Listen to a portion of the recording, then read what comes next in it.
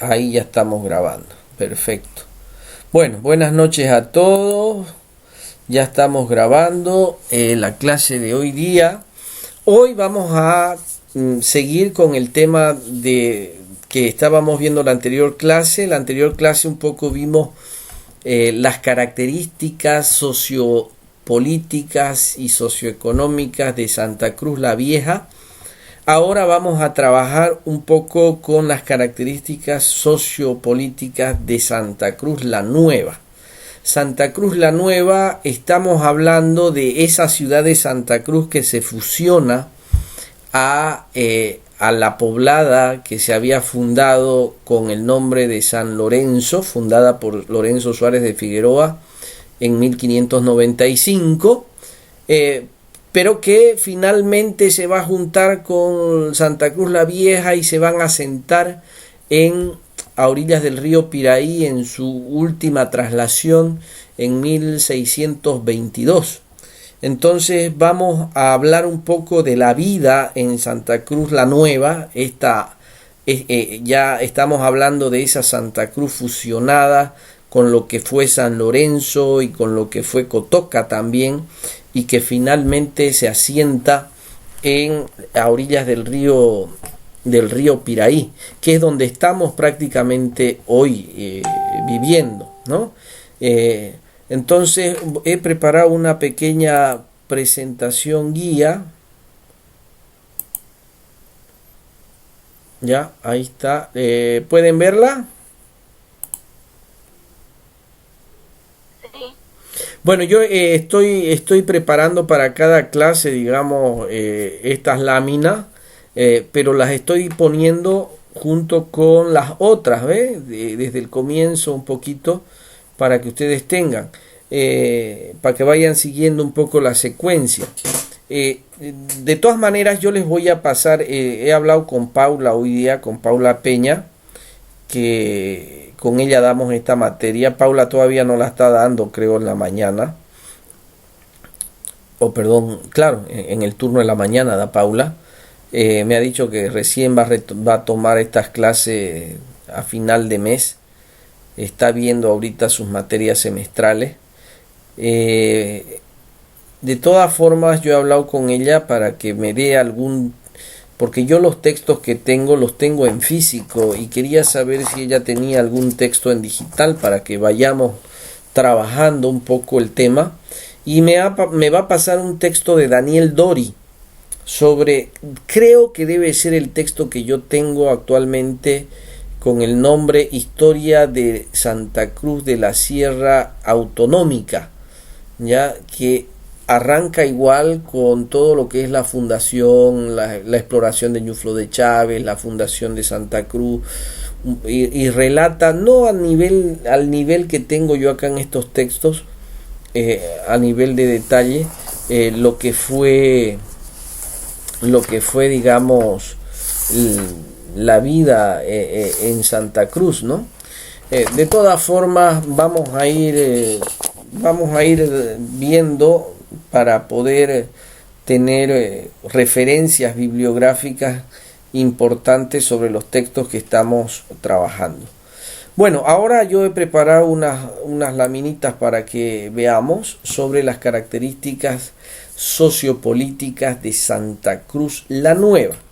Y vamos a utilizar un texto de Antonio Vázquez Espinosa que describe un poco esa vida que se llevó en ese asentamiento de San Lorenzo, de la población de San Lorenzo, y toca también gran parte de su relato ya la fusión en lo que es Santa Cruz, el asentamiento de Santa Cruz actual.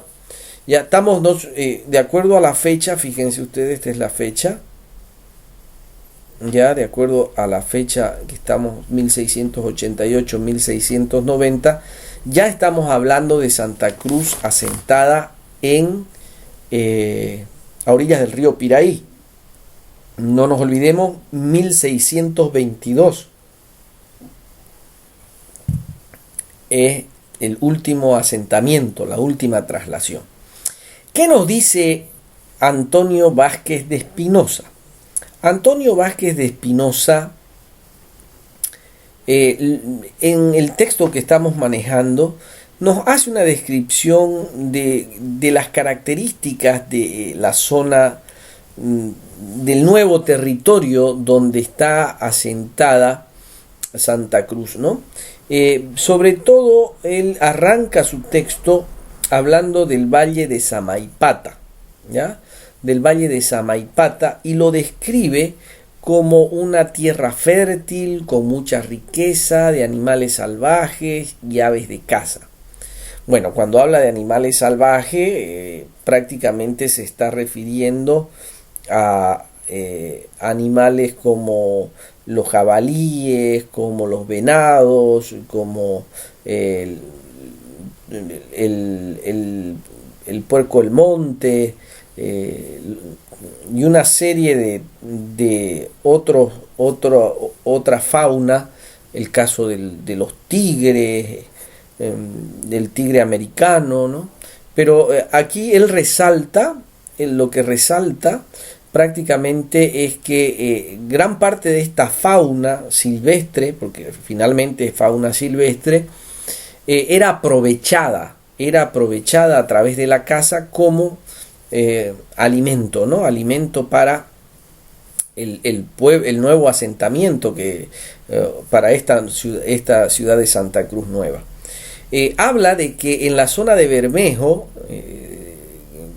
que está más allácito de Samaipata, hay riquezas como oro y plata, a pesar de que es un pueblo despoblado. Hay una pequeña relación con el comercio con Santa Cruz la Nueva. Nos relata de que precisamente en esta parte de Bermejo, volviendo doña Elvira de Chávez, doña Elvira de Mendoza, que en realidad la esposa de don Ñuflo de Chávez,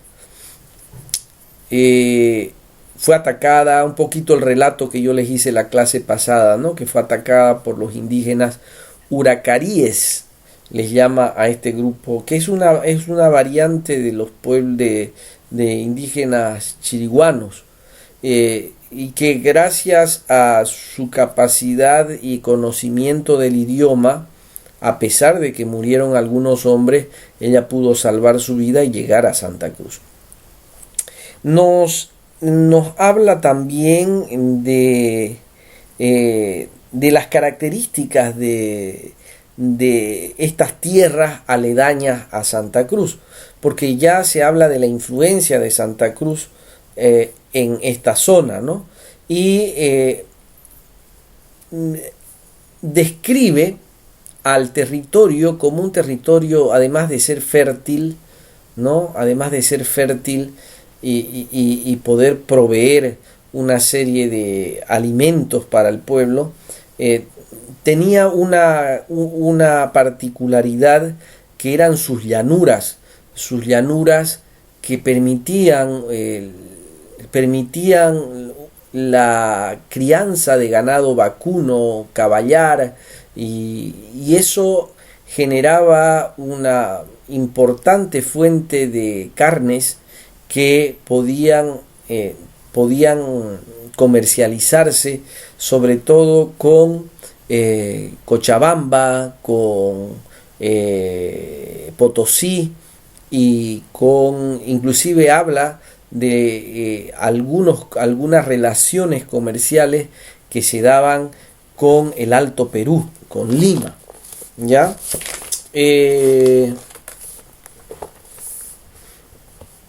No deja de mencionar que a pesar de estas bondades del nuevo territorio donde se había asentado Santa Cruz, todavía vivían algunos indígenas agresivos, ¿no? principalmente estos descendientes de los chiriguanos, los huracaríes, que hacían algunas incursiones a la ciudad de Santa Cruz, sobre todo a estas poblaciones aledañas, ¿no? Aledañas de la nueva ciudad, y que en muchos casos estos indígenas eran reducidos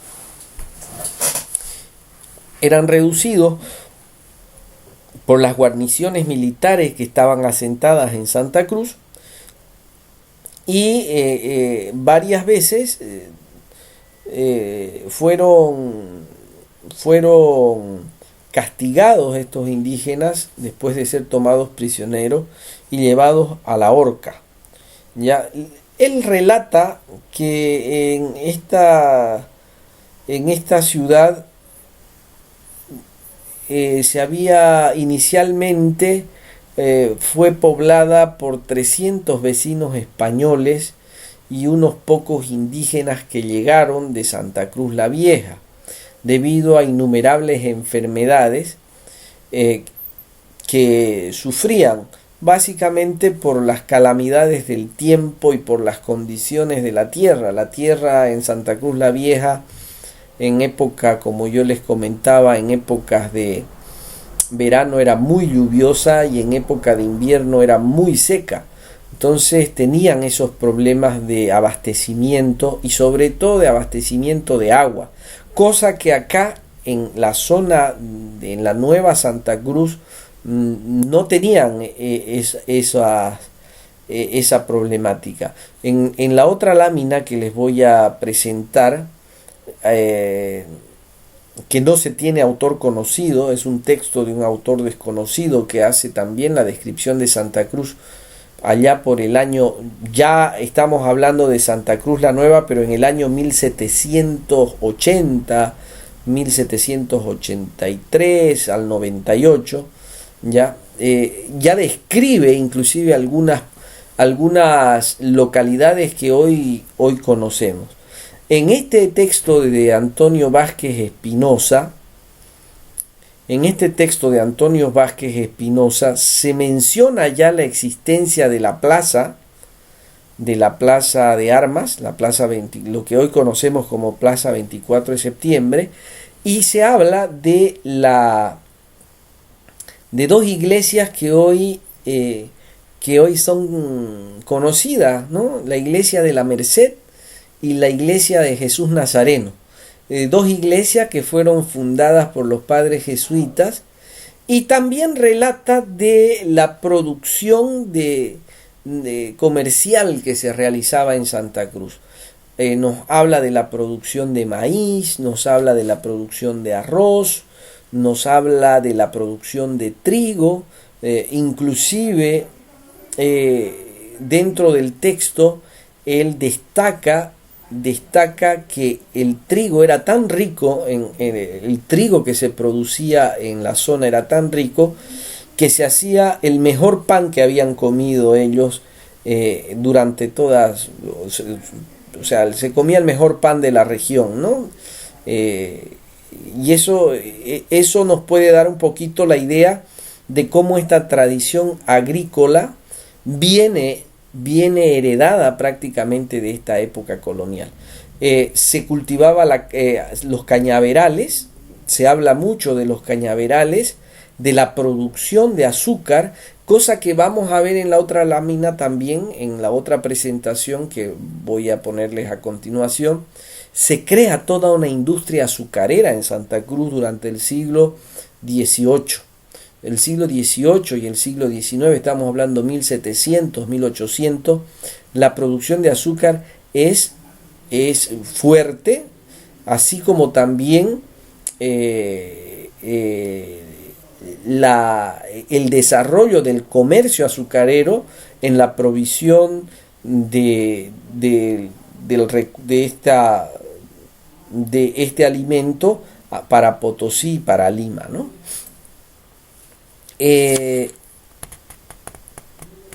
También nos habla de que en los alrededores, y esto está confirmado también en el otro texto, sobre todo en la zona de Portachuelo, la zona de Yapacaní, que ya se describen estas otras zonas, se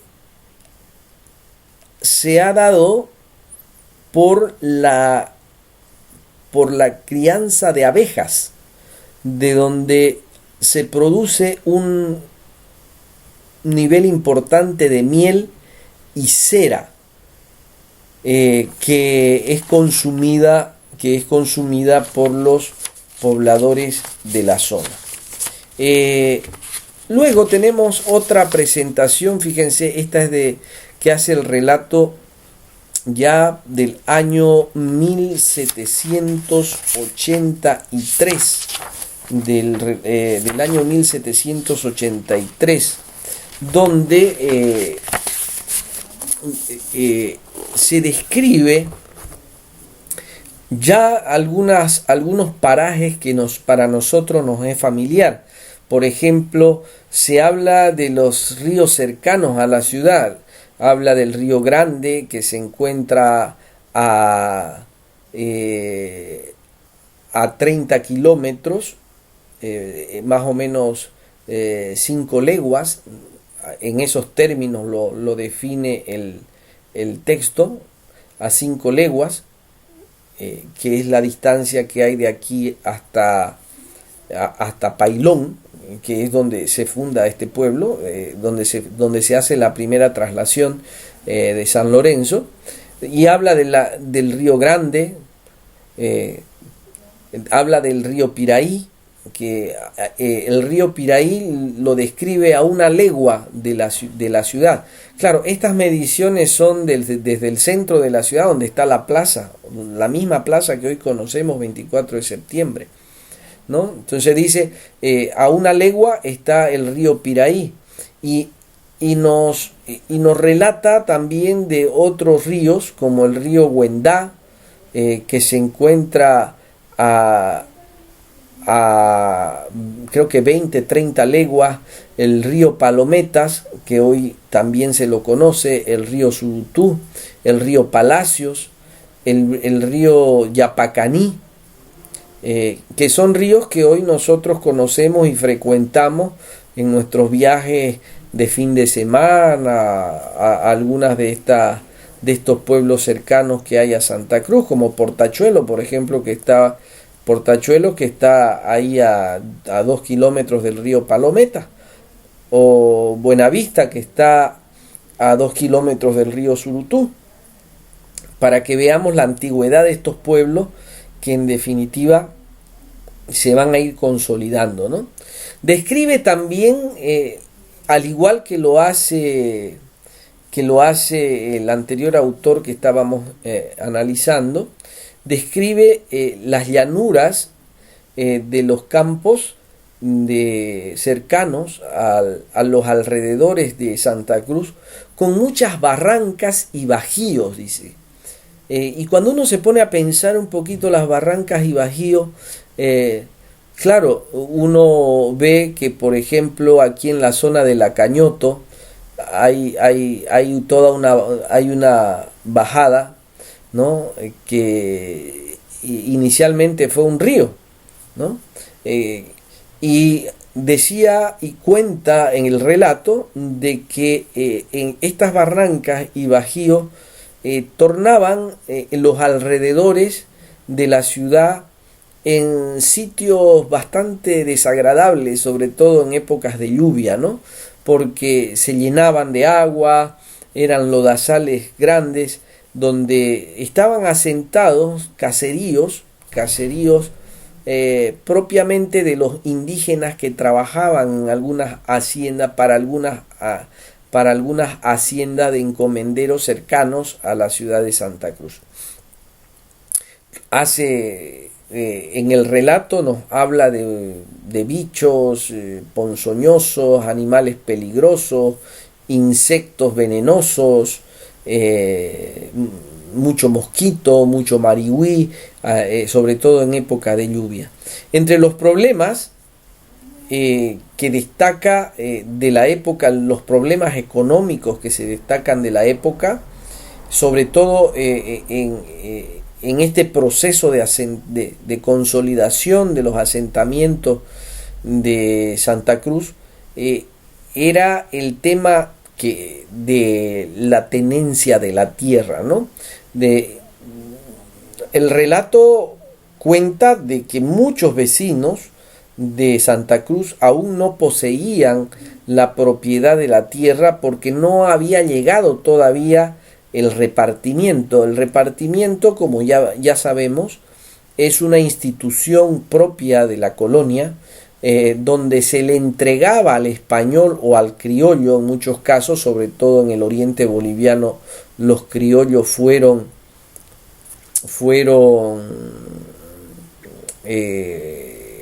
les fueron entregados tierras en calidad de repartimiento, que eran tierras que se les daba para que ellos la trabajen, y a su vez les entregaban a los indígenas que habitaban esas tierras.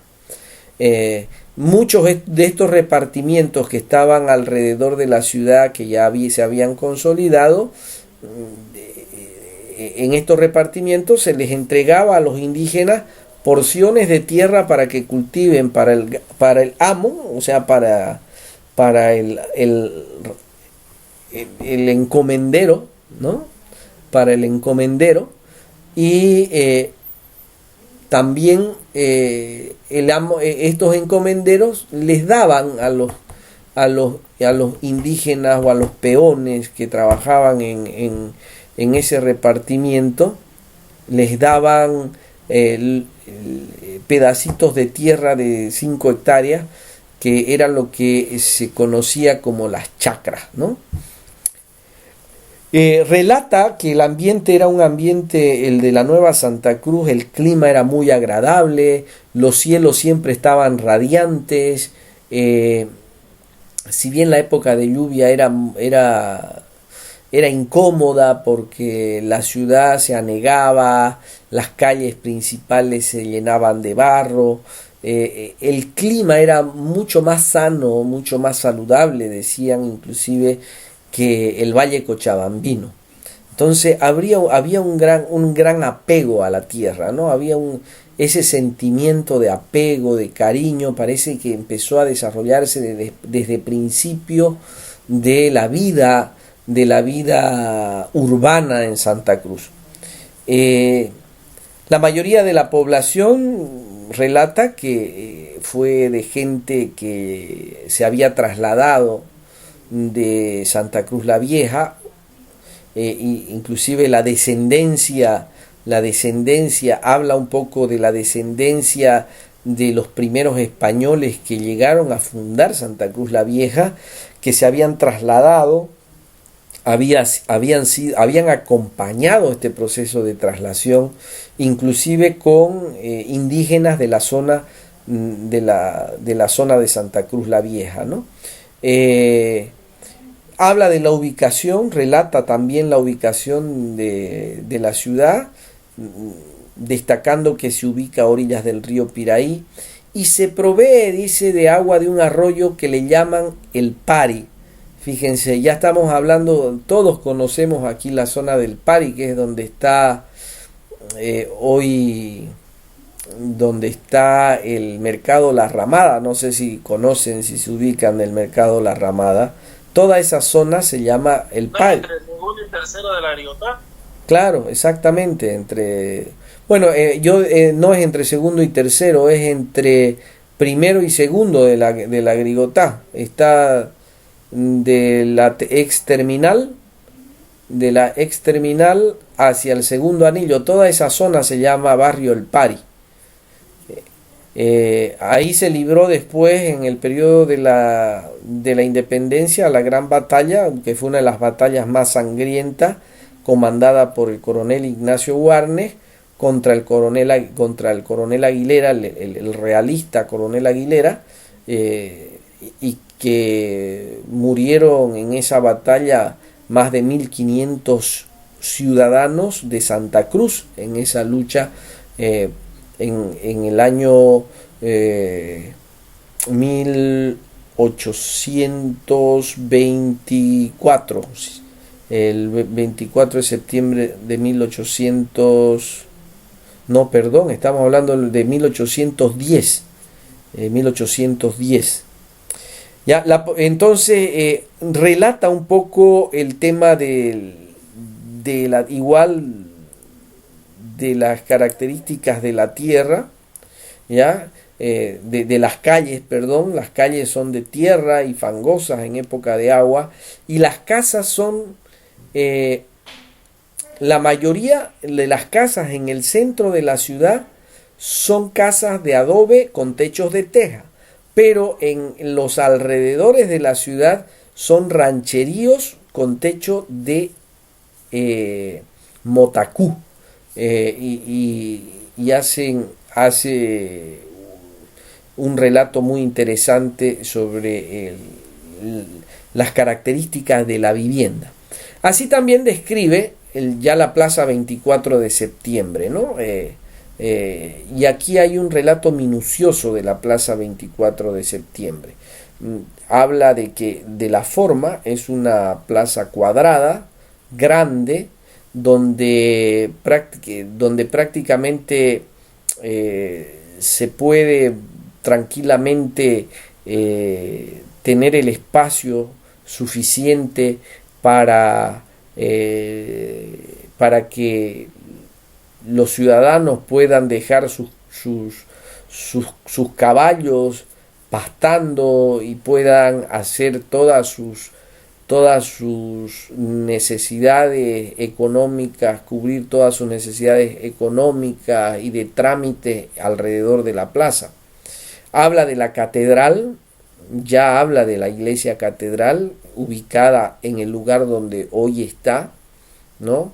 Pero la describe como una infraestructura muy deprimente. Todavía no es la catedral que conocemos hoy en día, sino es una catedral donde está prácticamente asentado el arzobispado, el arzobispo de la provincia de Mojo, porque Santa Cruz en realidad es la gobernación de la provincia, es la sede de la gobernación de la provincia de Mojos en este periodo, ¿no? Ahí nos relata que a los alrededores de la plaza se encuentra la casa del gobernador, o sea, lo que nos da a entender de que el asiento de la gobernación era Santa Cruz de la Sierra. La subdelegación, cuando hablamos de delegados, estamos hablando de la policía nacional, lo que sería la policía nacional, ¿no? En aquella época debe haber sido una subdelegación de la guarnición militar real, y la cárcel, ¿ya? Están las casas reales, donde se alberga la Guardia Real para la defensa de la ciudad, la defensa de algunas intervenciones indígenas que se hacen todavía en la zona. Habla de la figura del cabildo, ¿ya? El cabildo es una figura institucional primaria del municipio, ¿no?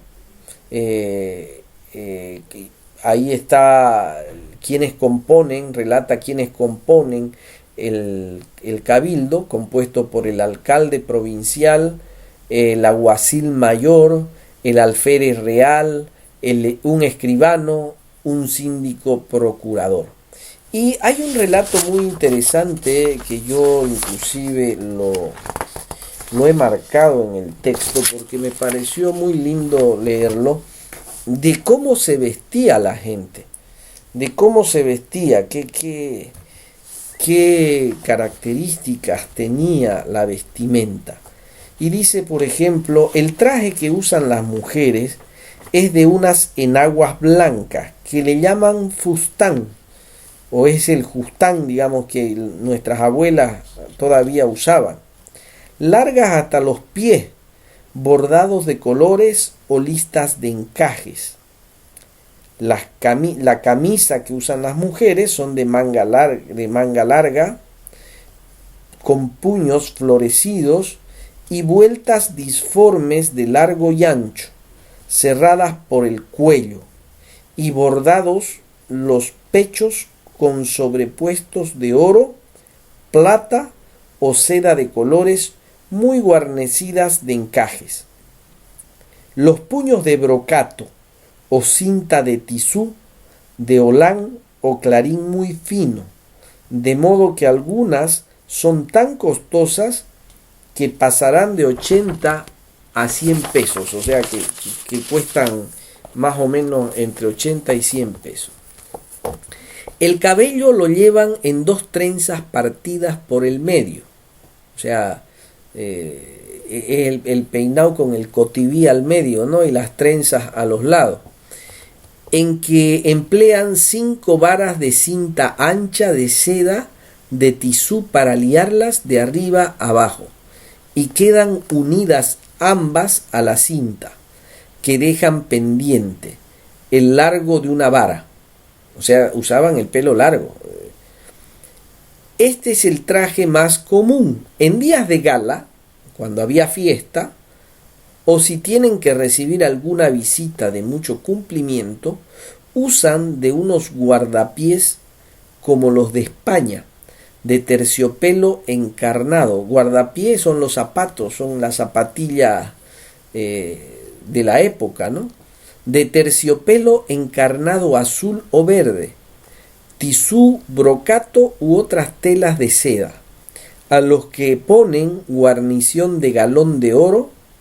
La guarnición debe ser las corbatitas que le ponían a los zapatos de la época, ¿no? De galón de oro o plata alrededor, de 3 partes con adornos de rosario o cadenas de oro, gargantillas de perlas o corales. Se vestían bien nomás, se daban sus gustitos nuestras señoras en aquella época. El zapato es de cordobán negro y poco lo usan dentro de casa. El traje de iglesia nada se diferencia del de España. La gente común gasta polleras de cepiterna azul y verde, mantilla blanca, y por lo regular andan descalzas. El traje de los hombres es igual a los de las demás provincias del Perú. Son de buena estatura y robustos, muy sufridores de trabajo, inclinados al manejo de arma, fieles y leales vasallos del rey, obedientes a cuanto se les manda por sus superiores. En todo el Perú no se encontrarán mejores soldados. Las expediciones contra los portugueses, indios chiriguanos y de las pasadas rebeliones dan buen testimonio de esta verdad.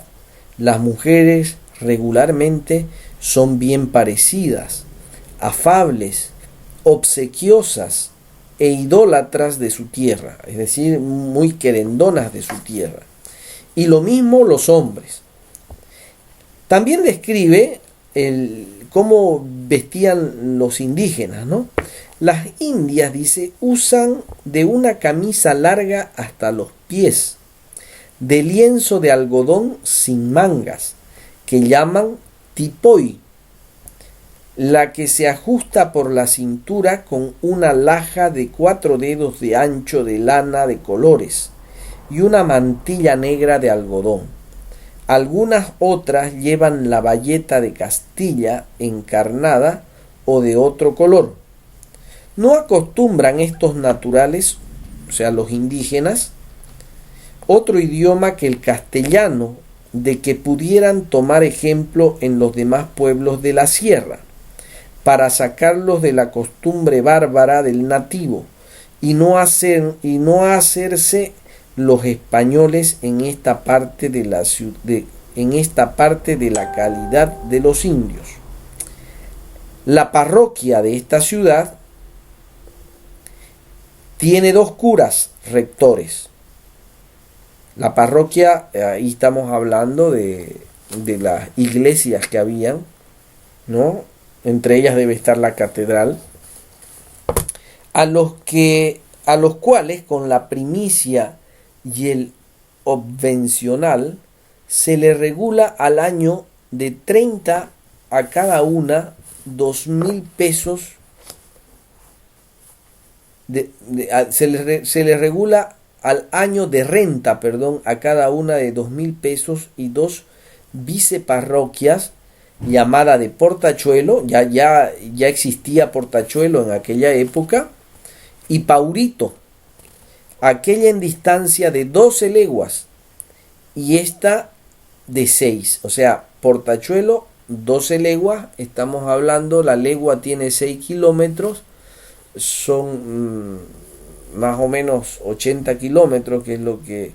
Claro, lo que pasa ahorita es más lejos por la carretera, ¿no? Antes se iba por acá, por la zona del Urubó, hasta Portachuelo. El camino viejo a Portachuelo es por la zona del Urubó.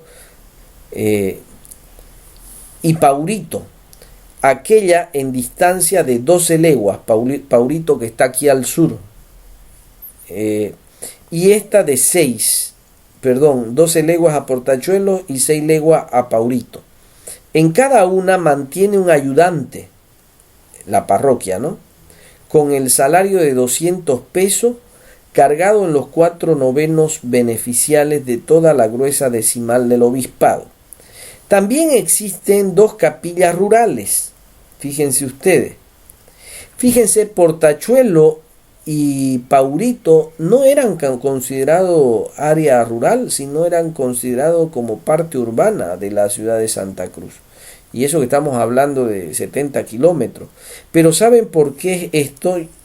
Y esto creo que Daniel Dori lo expresa mucho más claro. Porque las familias prácticamente acomodadas de Santa Cruz vivían en Portachuelo, en Buenavista y en Paurito. Y Santa Cruz era prácticamente una zona, era un mercado grande, una zona comercial. Bueno, también tiene 2 capillas rurales, la una en el paraje llamado La Enconada, distante a 7 leguas de la ciudad, estamos hablando de unos 42 kilómetros, sin más renta ni emolumento que la contribución graciosa de los hacendados inmediatos. O sea, estas 2 parroquias eran financiadas por los hacendados de la zona. Y la otra hacienda, que se llaman Paila, a 11 leguas de distancia, posesión que fue de los extinguidos jesuitas y hoy corre por cuenta de las misiones de Mojos. Habla de Porongo, habla de la misión de San Juan Bautista de Porongo, dista a 4 leguas de la ciudad de Santa Cruz y 108 de la capital de la provincia. Se fundó en el año 1714 por Santiago de Rivero, de la Orden de Nuestra Señora de la Merced, con indios de nación chiriguana que apresaron hasta el número de 50 familias, los del río Piraí, Cabezas y Abapó del centro de Cordillera, con quienes estaban en guerra, y las entregaron al gobernador y cabildo de Santa Cruz, quienes eligieron el paraje en que se halla para contener a los infieles de la nación yuracareses, que por aquella parte hacían mucho daño a los vecinos de Santa Cruz, y aún intentaban entrar en la ciudad, con lo que se contuvieron y retiraron a lo interior de la montaña. Habla de la...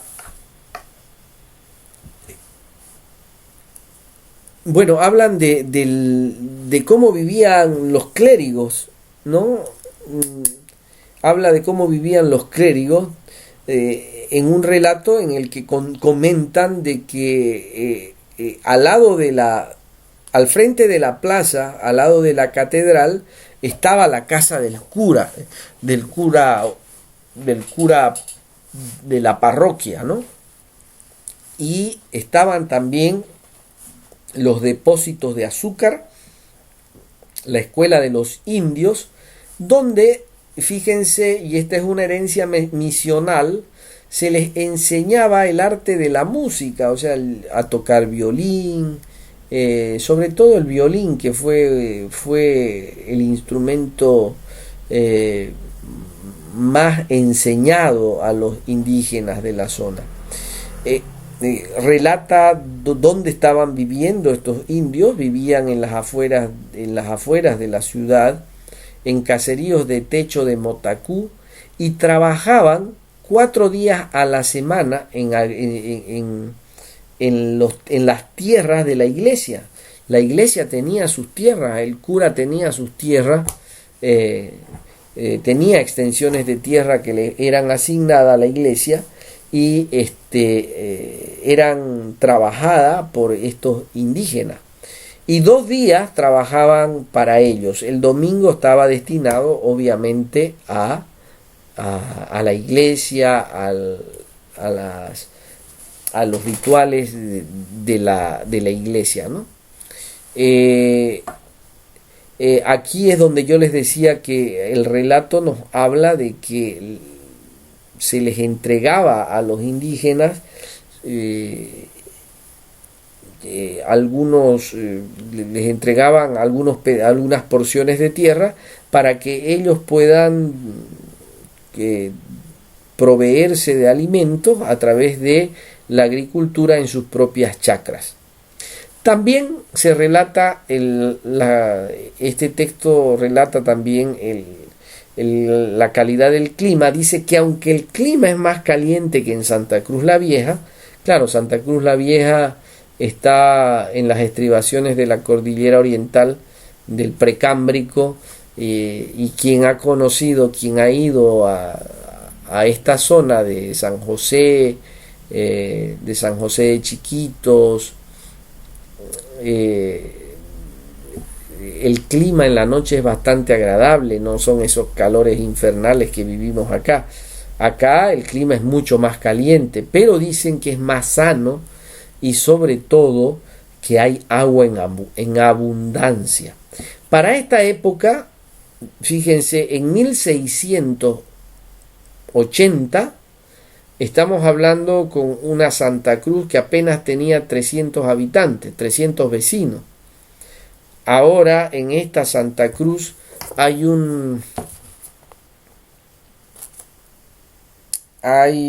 el dato, si bien no habla de cuántos blancos hay, pero el dato que expresa este texto habla de la existencia ya de 1701 indígenas que habitan en la ciudad de Santa Cruz. Acá dice: como es tan poca la utilidad que les queda y lo pasan lo más del año en tan penosa servidumbre, los ha pervertido de modo que se han hecho unos vagos, dados al hurto y continuada embriaguez. Cuando visité estos pueblos en el año pasado de 1787, puse los medios para que se gobernasen y formalizasen según provienen las leyes, pagando a su majestad el debido tributo, o en dinero o en los frutos de sus cosechas, a los precios corrientes, y por motivos prudentes y políticos tuve que dejar las cosas en el estado que los encontré hasta mejor ocasión, que tal vez podrá proporcionarse en la próxima visita. De que tengo informado a ese superior gobierno con fecha 13 de octubre del año anterior próximo y bajo el número 546. Habla también de la ganadería, que era una actividad muy propia de los hacendados de la ciudad de Santa Cruz, pero también era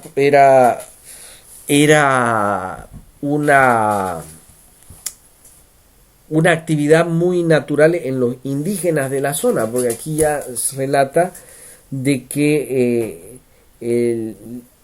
estos indígenas poseían aproximadamente 230 cabezas de ganado vacuno, de hierro, dice. De hierro quiere decir de ganado vacuno cerril, ¿no?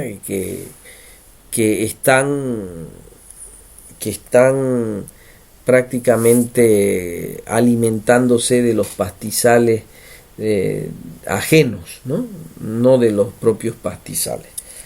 Bien, estos relatos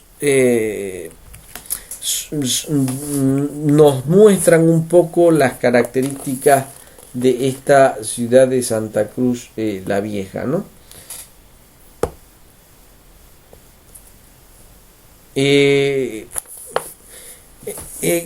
Aquí un poco lo interesante de esta presentación ya es la descripción un poco de la institucionalidad que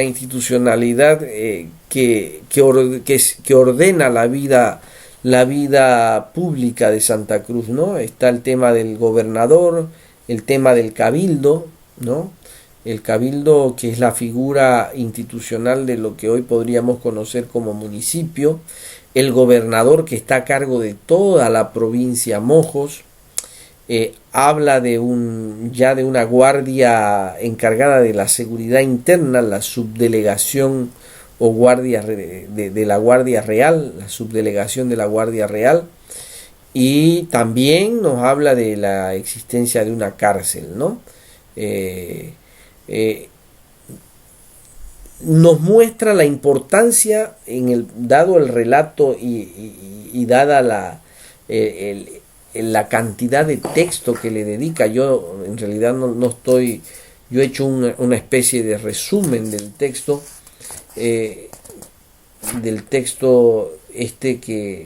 tenemos, pero hay una parte importante del texto que se le dedica a la iglesia, al relatar el tema de la iglesia catedral, el tema de la iglesia, en el anterior texto, la iglesia La Merced, la iglesia de Jesús Nazareno, ¿no es cierto? Lo que nos revela la importancia de la figura de la iglesia todavía en esta Santa Cruz colonial, en esta nueva Santa Cruz colonial, y el poder que tenían los curas, ¿no? Porque era de los pocos funcionarios que, o mejor dicho, estaba bajo un trato de funcionario de Estado, ¿no? Con un sueldo que se le pagaba mensual, con una renta mensual. Habla aquí de 2.000 pesos en el caso del cura párroco de la ciudad de Santa Cruz, y de 200 pesos de los curas de las parroquias rurales, ¿no? El caso de Portachuelo y el caso de Paila. Lo que implica que la incidencia de la iglesia es una incidencia muy fuerte dentro de la vida colonial cruceña. Otra particularidad que revela este relato es de la importancia de la iglesia, es que los ciudadanos cruceños tenían prendas especiales para el día domingo, ¿no? La ropa dominguera que le llamaban antes, porque era el día que iban a la iglesia, y en la iglesia había que lucir las mejores prendas ante Dios, y ello se evidencia en el relato de las características de la vestimenta con la que la gente, sobre todo las mujeres, iban a la iglesia los días domingos. Bien, prácticamente eso es lo que hoy vamos a ver. Si tienen alguna pregunta sobre este tema, la próxima clase vamos a entrar ya al tema de las misiones, lo que fueron las misiones jesuíticas en el oriente boliviano y el aporte que hicieron las misiones a todo lo que es la cultura la cultura de esa última fase de la Santa Cruz colonial, ¿no es cierto? Que va prácticamente de 1630 a finales del siglo XVII, que es el periodo en que llegan los jesuitas a América y desarrollan toda esta misión tan importante para Bolivia, sobre todo en la zona misional de acá de la Chiquitania, para el Paraguay, para la Argentina. La Argentina tiene una ciudad inclusive que se llama Misiones, ¿no? Igual el Paraguay tiene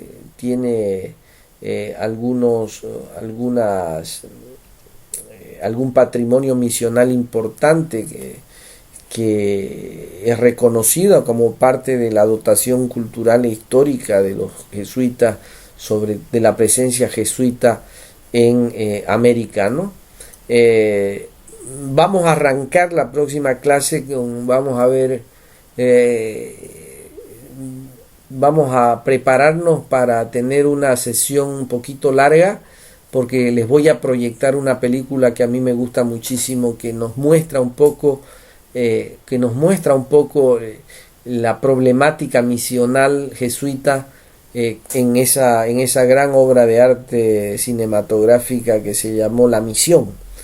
Entonces vamos a mirarle esa película la próxima clase, que nos toca el día miércoles, y el próximo viernes ya vamos a entrar a la parte historiográfica, ¿no? Teórico-historiográfica de lo que significaron las misiones, sobre todo aquí en Santa Cruz. ¿Alguna pregunta, jóvenes?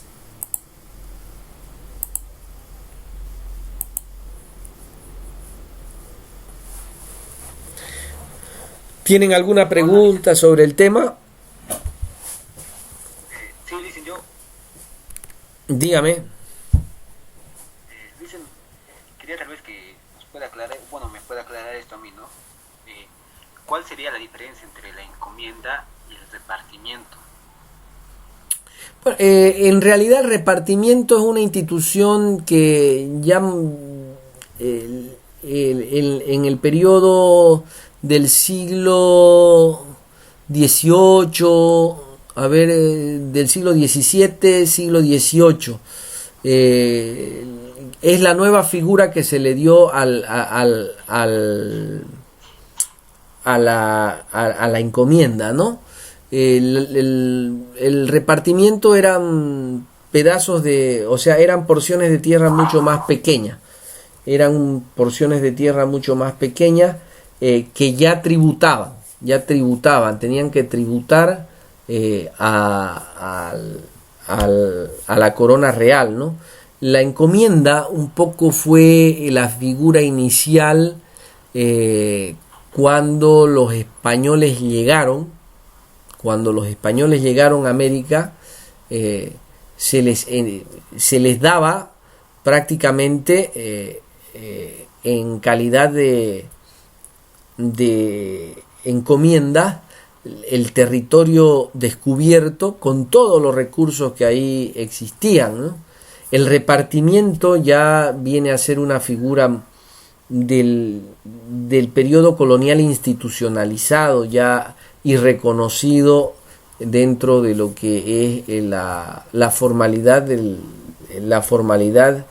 la corona en las tierras consolidadas ya.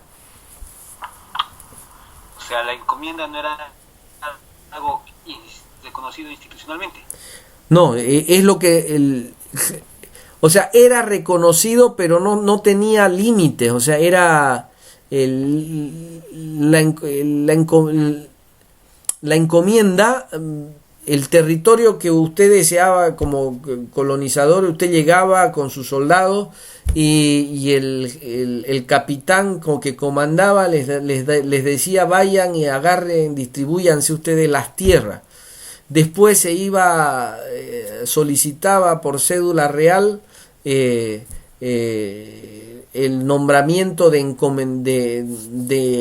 encomenderos, ¿no es cierto?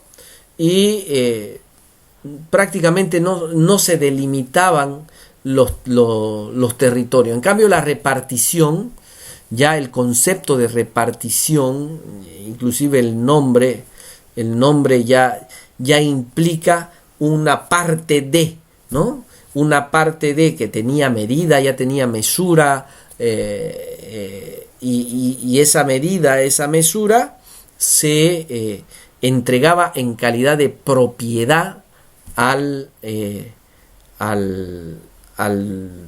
dueño. La encomienda no era de propiedad de los españoles, era de propiedad de la corona, ¿ya? Solo que el encomendero, por eso se le encomienda la administración de ese pedazo de tierra. No se la da en propiedad, la propiedad la tiene la corona. Ya en el siglo XVII y el siglo XVIII,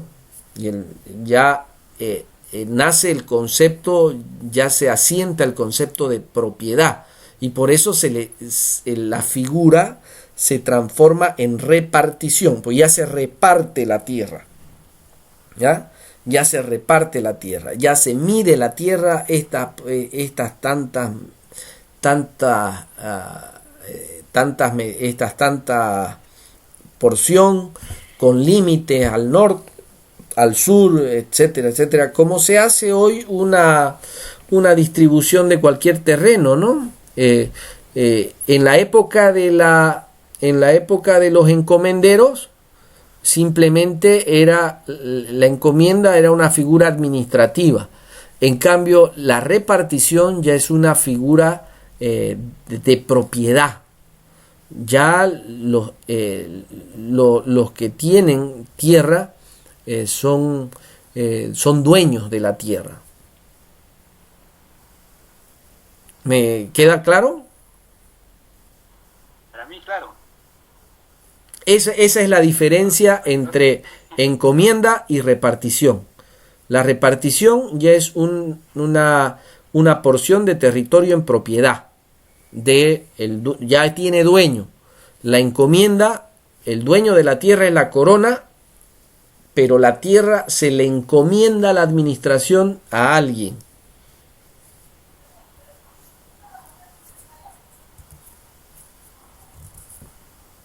¿Está claro? Sí, sí. Perfecto. ¿Alguien más tiene alguna otra pregunta?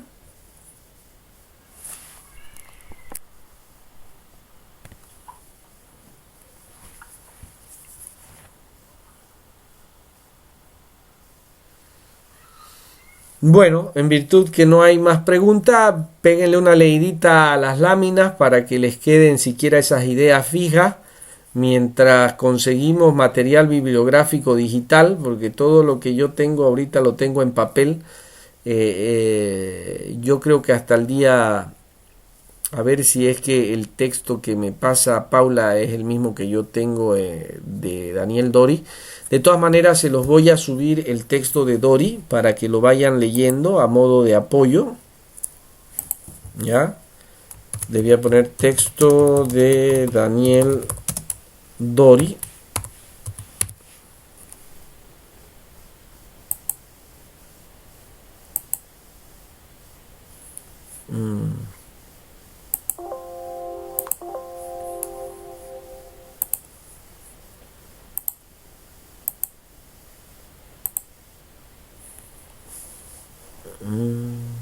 A ver.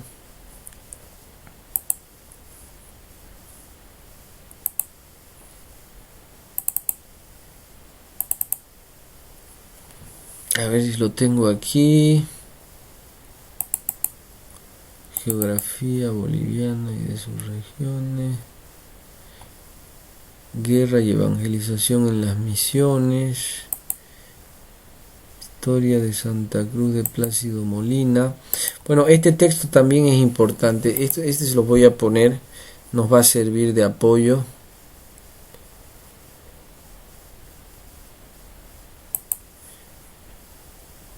Este también. Historia de la conquista del oriente boliviano, bueno, que es la parte que ya vimos, la parte introductoria del libro de Enrique Finot.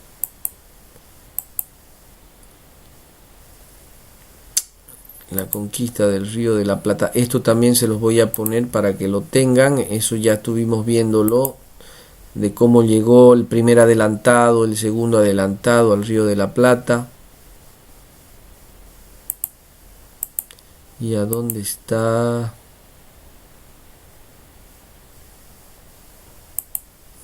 Este texto se los voy a poner también ahí en la bibliografía. ¿Y a dónde está el de Dori? Este es Raíces Históricas de la Autonomía. Eso es. A ver. Ahí están.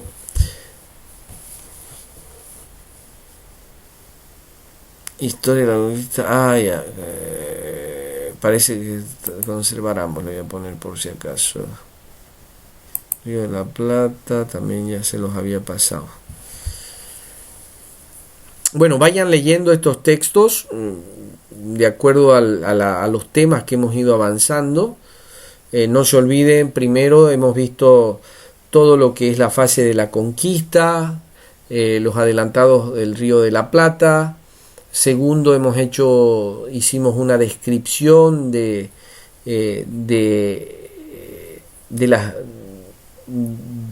la impresión del territorio al cual llegaron los españoles, las características de la zona, de las incursiones descritas en las crónicas sobre las incursiones de don Ñuflo de Chávez.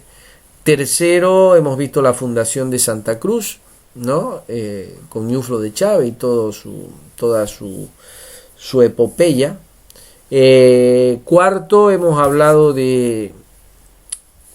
ya de estos días hemos hablado de Santa Cruz la Vieja, sus características, y hoy estamos viendo ya la vida de Santa Cruz la Nueva a partir de 1622, datos de 1622 para adelante. Entonces, todo sobre estos temas, aquí ustedes tienen un apoyo bibliográfico que pueden ir consultándolo junto con las láminas que hemos venido presentando sobre el tema, ¿no? No sé por qué no carga esto.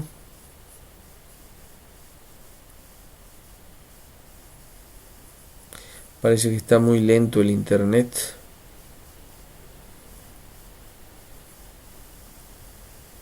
Bueno, pero creo que ese texto de Historia de Santa Cruz ya está en el... Bueno, ya está cargando. Bueno, ¿alguna otra duda que tengan para que podamos resolver?